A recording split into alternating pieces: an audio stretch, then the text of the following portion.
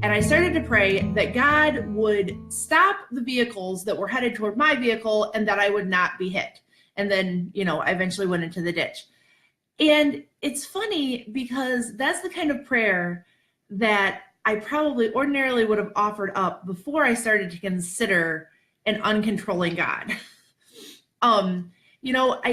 I try to be careful. I know sometimes scripture can be confusing, and we read things and we read about mountains going into the sea, and we read about what faith as small as a mustard seed can do.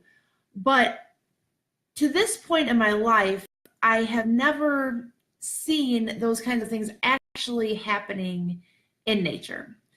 And I tend to feel like God answers our prayers differently than maybe I originally thought.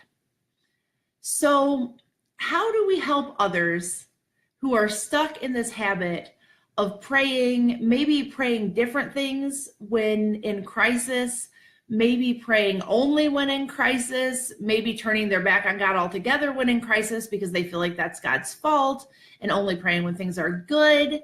How do we make prayer consistent in light of a loving and uncontrolling God? And I think this begins with our thoughts about power.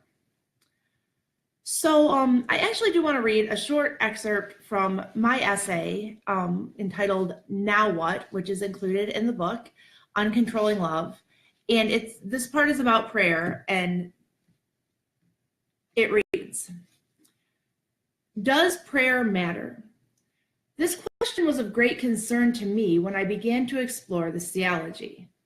The answer is a resounding yes. Our good, loving God always responds. God keeps covenant.